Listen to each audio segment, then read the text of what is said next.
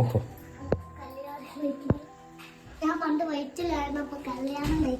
കണ്ടില്ലേ ആ വീടിൻ്റെ ഒരു അവസ്ഥ കണ്ടില്ലേ? അതൊരു വീടാണോ ശരിക്കും പറഞ്ഞാൽ?